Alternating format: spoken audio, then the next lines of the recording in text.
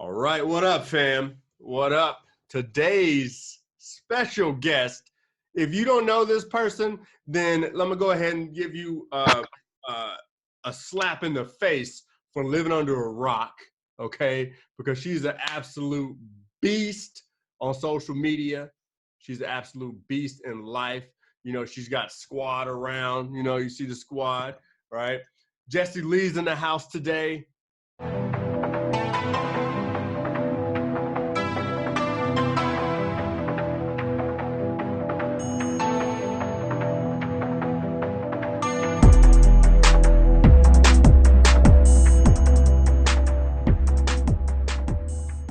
What's up? Welcome. I'm so excited. What's going on, everybody? Super excited. Thanks for having me. This should be fun. Your hair cool. It's cool. What about mine? Is my hair good? Yes, not as good as mine, but I did. It's not. I didn't think so. But hey, yo, you doing good today? So good. The best. I feels. So I wanted to bring you on because one, thank you for taking the time out, being here, blessing us with the awesomeness, that is Jessie Lee. Well, I'm excited to be here. Thanks for having me on here. I like to be able to give people as much value and content as possible. So it's my pleasure. I feel you. Yo, so for those people that don't know Jessie Lee, all right, let's hear your background story. Where you from? Where you be at? What you do? Well, I'm in Dallas, Texas now, Frisco, Texas, but I'm actually from Maryland. So was born and raised, lived in Maryland pretty much. I mean, I lived in New York for 4 years, but so an East Coaster my whole life. And I don't think I'm actually supposed to be an East Coaster. I'm definitely supposed to be a Texan with my hair and all this. But anyway, so I live in the Dallas area now, and I love it. I grew up totally in poverty and just not in a well-to-do area or town or family or anything like that. And I think it was like one of the biggest blessings of my life because it just made me hungry for more. So I love it. We were just talking about this last night with some friends over at the castle. I live in a castle. It's fine. Castle. I seen it. And we were saying it's funny because so many people are moving down to Texas, because people follow leaders. And we're all getting asked, well, why are you moving? Why are you moving? Is it school or is it work? Is it school? Is it work? And all of us are like, no, it's because. I want to. One of our leaders just moved to Maui. She's actually sitting next to me, but she's here she's here because squad. But anyway, so same thing. People are like, why did you move to Maui? And she's like, because. Here's the thing. I wanted to. Yeah. So. Weird. I'd be like, yo, why do you do stuff? Right. All right, let me ask you that. Let me flip this around. Why you do stuff? How you make decisions? Right. That's what's up. So so you live in Texas, all right? It's not that too big of a surprise because if anybody follows you on social media, Jessie Lee does stuff big. So I don't think you've ever done anything small in your life. I mean, you can see your nails. Hey, just kidding. I'm a little extra, but Yo, Wes is too. Wes. I mean, there was a time in our life where she couldn't get her nails done, and I literally thought, the nails are serious deal. I being with Wesley, I know the severity of nails. I knew just in terms of women in general, being on this planet. 32 years. I knew nails were important, but then it just went to a whole new level. And so I feel like y'all both have that in common, and you could probably talk about that. We could probably we'll just line up an episode with you and Wes. Y'all can just talk about nails and stuff. Because I'm telling you something, she cannot find a good nail person here, and I hear about it every single day. Oh, well, you got to find a good nail tech. So I understand the struggle. She still talks about the nail tech that she had in San Antonio 10 years ago. Oh. Right. That's how much love and loyalty that relationship goes back. Well, that's how women tend to do business, though, is we tend to do it based off of relationships. And that's very different than men. I was just talking about that today with somebody. Somebody was like, this person just tried to cold message me because I commented on something on your Facebook. What an idiot. The only person I'll join is you. And I said, men just don't get it. Like, that's not how women do business. Like, you cannot just slide in our DM and expect us to join your team. Like, we do business based off relationships, which is why I think that women are better at network marketing. Well, one of the reasons. Okay. All right. Let's talk about this then, because I feel now maybe I'm just a different kind of dude. Maybe and congratulations, new. Anybody that follows you on social. Obviously knows that there's not a moment that goes by, so everybody knows you got a new boy toy. All right. Look at this handsome man. Oh! Good looking dude. Is so I feel you, dog. Got your biceps. I'm trying to be on team biceps too. Hey, let's go. All right. Hey, shoot. I had a crying baby this morning while I was doing curls, and I was like, "You gotta wait, dog." You can just curl the baby. Right, this is how you can grow biceps. Curling babies after bottles is not a good move. Oh no, you'll get spat up on. True. Oh, 3 shirts before 11 o'clock. Yeah, maybe you should. Yeah. Actually, I was thinking about inventing a spit up shirt. So instead of having just a towel, it's just a thing that goes over your head. It kind of like goes right here, and then you just like tear it away. Well, maybe you should hurry up and make that. Don't just have an idea. I know. I just, stuff just rolling, especially with Instagram. We're going to talk about that in a minute, but let's get back to what you tried to avoid is women versus men in relationships, because I feel like I'm a relationship dude too. Like, I don't want you sliding in my DM thinking that like you just can just offer me anything. I don't care if it's, towels. I don't care if it's an opportunity. Like, you need to get to know me. You feel like men aren't just, you feel like men flat around everybody is just anti. Well, I don't want to stereotype because that just sounds rude, but I will just tell you in general, because I am somebody who happens to lead about 70% female business. We have men. Clearly. The women are way better. I look at network marketing, 78% of whom are women. No offense, men, but hello, hi, like, why are you struggling? Oh, because you're so transactional. Like, don't get me wrong, I'll outsell every single one of you. I'll out-recruit every single one of you. Our team will build faster than any of you, but I know my people. And if you want to keep people sticking and staying, loving you, appreciating you, and being part of something that's bigger than yourself, and you're trying to build for legacy, you got to know people. You need to know babies' names. You need to know spouses' names. You need to know where they live. You need to know what drives them. You need to know what their color personality is. You need to know what their love languages are. And this is stuff that I think women are willing to take time to do, and not so much men.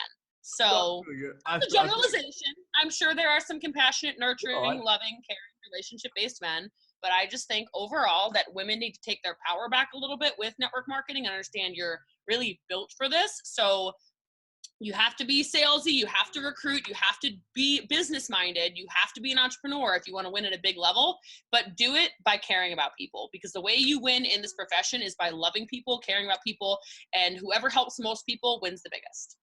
True. So let's talk about this. Let's jam on this for a second then, okay? Because I feel like I was there transactionally years ago, and until I think it was just one of those things where when you have the right mentor around that tells you, look, if you want a result, if you want a result over here, you cannot be transactional, period. And I feel like no matter what, because when I learned that, it was years ago, and he said, hey, if you're going to do something like affiliate marketing, you can be transactional. But if you're going to do something like network marketing, you can't be you have to be cultural. It has to be like strictly like, community based. Like, everything has to be community and love and all that stuff. But now I really do think that we're in a time that everything has to be that way. Everything is community. Like, I think if you're transactional in any way, you're just running an uphill battle of like, okay, cool. You're going to get tired at some point. You're literally going to chase and replace until you get so annoyed with network marketing that you start telling people it's a scam. Right. No one ever stayed. Well, that's because you created no reason for them to stay. Like, people don't leave where they're loved. People don't leave where they're appreciated. Even if they're losing, according to you, making $200 a month or making $50 a month or even just running an auto ship, it's network marketing. Like, they're not necessarily there for the millions of dollars a year. They Right. might just be there because they're looking for community, they're looking for friendships, they're looking for whatever. And I am not one to turn down somebody who's running an auto ship and going to events. Exactly. Like, because there's going to be a breaking point where she or he needs more. There's going to be a breaking point where the daughter can't afford, or you can't afford dance lessons for the daughter, and it hurts your heart. And so you decide to work your business instead of just playing around with it like a hobby or a tourist, as Eric Worre would say. Right. Like, there's going to come a breaking point when your mortgage is not being paid, or your lights are getting shut off, or whatever it is, where you're like, okay, I'm done playing small. Enough's enough. I know I've been running this auto ship for 7 years. Like, I'm ready to actually do it now. I see there's a legitimate business. All these other people have passed me by. Like, I'm ready to take my business to the next level. And then that's when they run. But if you're not loving them through that whole process and understand that everybody's at a different stage of their life, like, some people compare other people. They're like, oh my gosh, she's so successful. Well, yeah, but I'm on chapter 20. You're still on chapter 1. Like, turn the page. Like, right. You need to keep turning the pages before you get where successful people are. Right. Like, you can't just keep having the same year of experience over and over, like, for the next 20 years. Right. You know, you can have 20 years of experience in 1 year if you're running fast. Yep. No, I feel you. So with you, because I know, you know, you on social, I mean, you bring this like presence about yourself that it's hard to not, you know, just pay attention. You know what I mean? Have you always been like that on social, or has it just kind of been like this evolution? Like, what would you say your social media evolution has kind of been like over the last, I don't know, like 5 years? I would just say that I was willing to suck. Like, so many people won't get started because they're like, I'm bad at social media. I don't know how to follow up. I don't know how to post the right things. I don't understand hashtags. I don't like Facebook Live. We all suck when we start. Like, I was terrible. If I look through my memories and I see my engagement, it's like my engagement is, you know, from 13 years ago when I started posting on a regular basis. Like, listen up. I just told you. Like, if I look at my Facebook memories, 13 years of posting on Facebook pretty much every day. Like, I was bad. Like, and I mean, posting statuses like Jessie, you know how it was like you had to write is. So it'd be like, Jessie Lee is so tired. Jessie Lee Jessie Lee wants pasta, I wrote the other day, which clearly I'm keto. Like, wow, very different person 13 years ago. No, but anyway, like, all of these things, like, I was terrible. I wasn't offering value. And then I started paying attention to things that would get likes, things that would get comments, the things that would get engagement, the things that would get shared, things that would have conversations with me in my, you know, Facebook Messenger about. And I was like, okay, like, we're kind of onto something. Then I started noticing, like, you know, photos that are like, there was a stage where this selfie game was like huge. You could post selfies of yourself and they would get tons of comments. Right. That was like 5 years ago now. You can't post a selfie now and get a whole bunch of, you just won't. Right. Now it's either hire a photographer or use self-timer. Like, you have to be willing to suck and evolve through it and be smart enough to say, wow, this is not getting any engagement. What did I do wrong? Or, wow, that hashtag gets me no value. Oh, that group I share into gets me tons of comments. I get so many followers whenever I like pay attention. Like, and just know you're going to be bad. Like, you're going to be bad. And the best way to get started is probably message people and say, hey, what are like 5 things you know me for? And then when they say, hey, I know you for your hair, I know you for Texas, I know you for dog mom, I know you for big business, I know you for whatever, you know, makeup or whatever my thing is, then I say, great. And now you know what your brand is. And now you can start posting around that because that's what people already associate you with. No, I feel you. And if they give you some bad feedback, you need to switch some shit up. Yeah, I mean, that's another thing too, is like, when you ask people what they think of when they think of you, be ready for some, you know, constructive feedback. Right. Like, I'm not saying accept being attacked by anybody. That's definitely not what I'm saying. But like, ask people who you know, you like, you trust, that you think would give you good feedback. Don't just like ask your mom because she's going to be like, oh my gosh, you're so amazing. But like, ask people whose opinions you value. Right. No, that's what's up. Yeah. Don't be taking advice from people you wouldn't trade places with. You know what I'm saying? You over here. Well, some people are out there, they're like, well, my mom said that network marketing is a scam. I'm like, what's your mom's bank account look like? Right. Oh, your mom is still 75 and she's working? Okay. And like, not in a normal job, like she already retired and now she works at Target and your mom's going to tell me how to run a business? No. No, right. I don't subscribe to that. Unsubscribe, unfollow. Like, quit taking advice from people you don't want to trade with. Like, if somebody lives in like I mean, you wouldn't ask me for interior decorating advice. I had to hire somebody for that, right? Like, I was like, oh, my house looks horrible. Like, it looks amazing now because I hired somebody, right? I took advice from somebody who had a house that was gorgeous. And I'm like, I don't know how to do any of that. Like, wow. Okay. You know, like Right. with anything, you see negative people all the time. I don't take positivity advice from negative people. I don't take leadership advice from people who can't even lead an ant. You know, Right. like I don't take any advice from, like, I wouldn't take, you know, fitness advice from somebody who I look at. I'm like, you're not fit. Why are you telling me like what? Right. No, not gonna subscribe to that. No, that's So, what's up. And you know, and I feel like, you know, so what do you feel like people, why do you feel like so many people are stuck in that place of like taking advice from people that aren't going to help them get to next point B? honestly, Yeah. it's your own Tell me a lie. Tell me a lie. Tell me a lie. It's honestly your own lack of self-esteem. Your own lack of confidence is why you're reaching out to other people to try and find what their opinion is. Like, I don't care what somebody's opinion is of me when I know who I am. Like, I know I'm a loving person. I know I'm a caring person. I know I'm compassionate. I know I'm a strong business owner. I know I'm top recruiter. I know I'm amazing at sales. I know all these things. Like, I know I'm a good person. So, like, whatever anybody thinks or perceives, like, then you don't know me. Like, sit down with me at my house, have a conversation with me. You'll be like, oh my gosh, I prejudged, right? So I think that people, they ask too many people's opinions that don't actually matter, and then they internalize them. And that will paralyze you every time. Like, don't internalize somebody else's opinions. However, when somebody gives you okay, this is another like tangent. We're on Jessie Lee tangent, but like, I don't take advice from people that are Rudy Poos.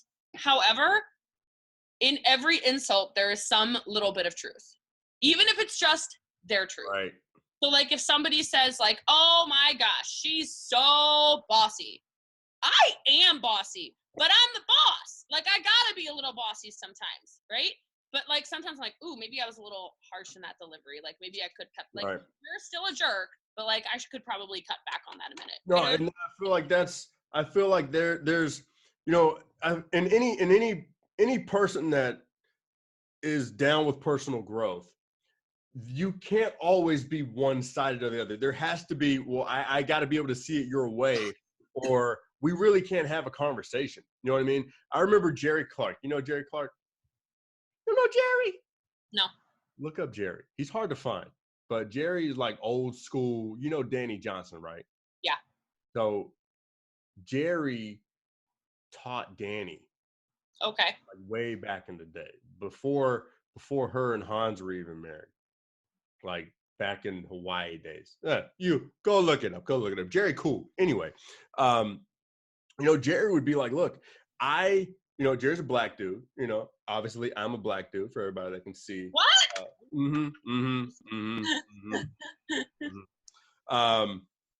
But Jerry used to say, look, even though I don't believe what a KKK member might believe, I still need to be open to if I'm open to what they're believing is, like, I can now have a conversation, and it allows me to grow even more. Right. And that's really what evolution is all about, like being able to hear the insults and just not take them personally and then grow from it. Like, that's literally in everything. So I'm not saying accept KKK or racism or bigotry or prejudice of any kind. Yeah, of course. But if you completely ignore it, you're not able to grow from it. Exactly, 100%. So let's talk about this self-love thing, because I feel like this is a very important topic, because, you know, R.I.P. Sean Stevenson. Yeah. But that was one of the lessons that I took from Sean Stevenson. Of every talk I heard him, you know, speak, it was self-love coming from that dude.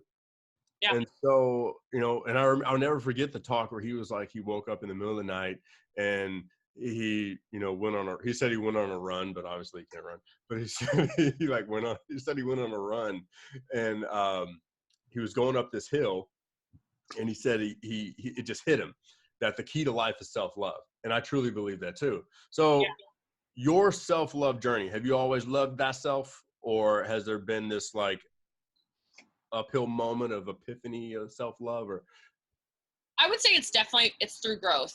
Like, I did not like what my body looked like. I mean, I'm very open about this. I had breast implants for 9 years, then I got an explant. I wouldn't have had cosmetic surgery if I was like so self-love 10 years ago, right? Right. But in general, like I grew up, I was like the fat, chubby kid. My brothers were tall, lean, skinny, whatever. So I was getting made fun of all the time for that. Then we were poor, so we were getting made fun of for being poor, and my clothes didn't fit, and my food was weird at lunch, and like couldn't afford, like it was like all these different things, which actually ended up being like armor now as an adult and much more developed. But no, like it came through affirmations. It came through personal development. It came through understanding there is only one of you. You are the only you. So you need to embrace all this and you need to love this. And again, stop looking to outside people for your confidence. Like so many people get in relationships and they're like half of a person, right? Like they're literally like half of a person. And then they try to find their other half of a person to create one person. Like that's not the way this works. It needs to be two whole people come together and create one massive like Megatron, right? Supernova, whatever. And so people do that. I've done that, right? Where you're in a relationship where you're like trying to search for happiness instead of saying, hey, like happiness is actually an internal discussion. I need to become better. I need to become wiser. I need to become smarter. I need to become, you know, whatever it is that I'm trying to become. I need to be that in order to live out that kind of confidence. So no, like now I'm unbreakable. Like you could say I'm the ugliest person. She's stupid. She's whatever. Like her life sucks. Like social media, she's a bleh. And like, I wish that more people, especially in social media, like had the confidence I do. Because I see these influencers, they get attacked by like 10 people and they literally shut down their account for like a month and then make a video where they're crying about, like, I relish it at this point. I'm like, please hate me. Please put videos out about how weird I look or about how loud I am or about how obnoxious my voice is or like, I'm like, keep talking about me because like I love myself so much that when I hear my voice back on recording now, I'm like, oh, I sounded great. Most people hear their voice back and they're like, I just hate how I sound. I'm like, word, oh, I like that. Yes. Whiny. Listen to me. I sound so good. Like, oh, that was fire last night. Let me repost that. Like, you can't break somebody who is so sure who they are. And so I just think it's all about like becoming the person you want to be. Figure out what the best version of yourself looks like and every day get a little bit better and a little bit closer to being that person. Yeah. What do you need to do in order to have the body you want? You know, quit eating goldfish, quit eating ho-hos, quit eating cake every opportunity you get it. Go to the gym, take your dogs on a WALK. Sorry, they're both around me. I can't be saying the WALK word, okay? Like, you know, like I'm in their yard. So, you know, they run the roost right here. But anyway, like, move your body. You know what you need to do. Get proper supplementation. Like, take care of these things. You know, oh, you're not creative, you have nothing to talk about on live, that's why I don't go live. You literally just told me you're not personally developing. There's not a day I don't go live because I have so much to say because there's constantly information being shoved into my brain. And I'm like, yes. You can't have information constipation. You just it's gotta flow. It's gotta go. That's really funny. But yeah, so I just think so, you know, short answer long, like, no, I was not always confident. Like, this is a work every day in progress, every single day. Right. And there aren't times when like somebody says something that it like rattles me. I just give it like anywhere between 3 to 5 minutes to like ruin my 3 to 5 minutes, and then I'm over it. Like, it's fine.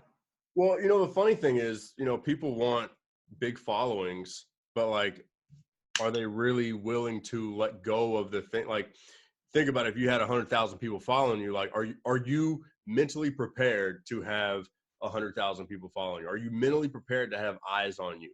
Are you mentally prepared to take on what it means to speak in front of 20,000 people? Are you mentally prepared to have someone, you know, call you out and something like, you know, with all the BS that happened, a couple years ago, like if you weren't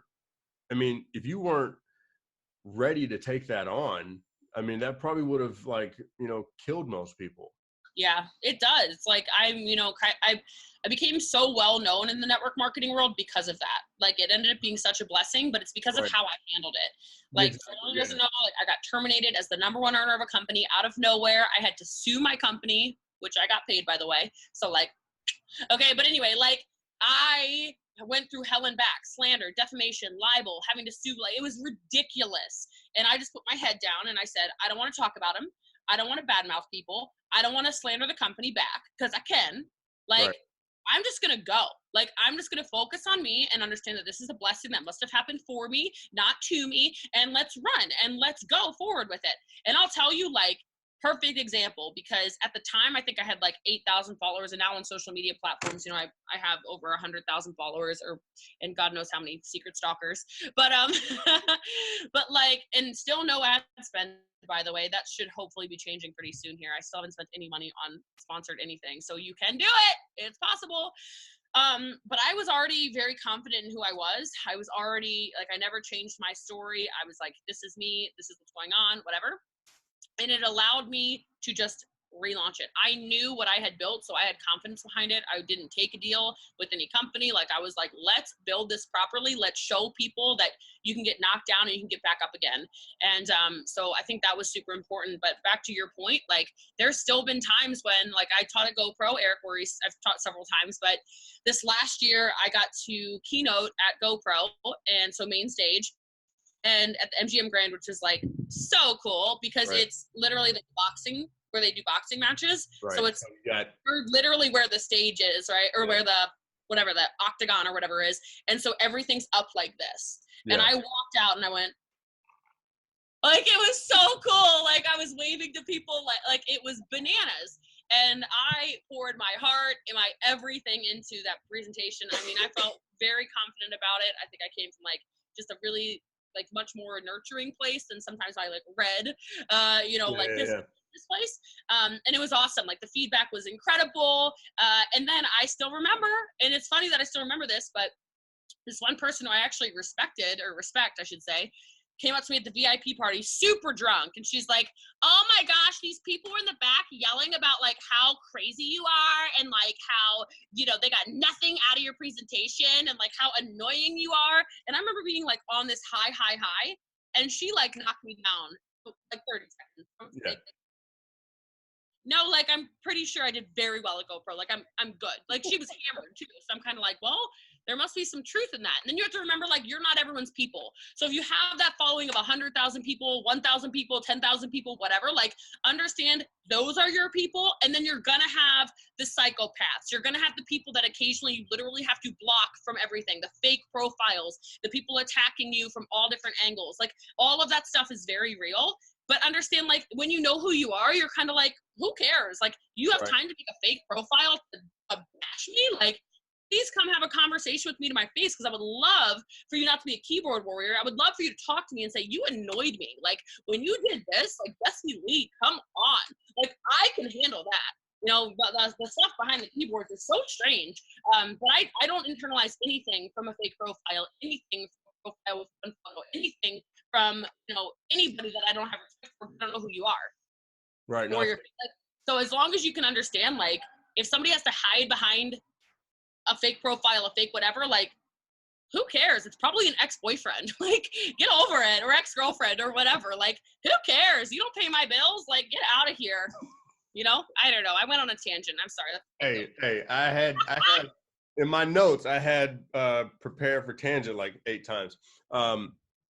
So it's all good. Yo, final thing, because actually this came up. I forgot to bring it up. You were kind of talking about when we were talking about the men and the women and getting away from being transactional and getting to a place where you're thinking community. And you said women are built for this.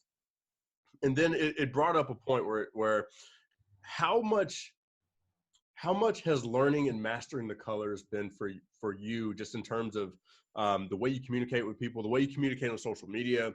How impactful has and for anybody that doesn't know, the colors, red, blue, green, yellow, that kind of stuff, how impactful has that been on your career? Because it seems like you really have, obviously you have a good hold on it. So let's jam on that for a couple of minutes before we got to roll. Sure. So I think that's everything, because I want you to think about it like this. So do you speak any other languages? I speak Wesley. That's it. Okay. You speak your what? Okay.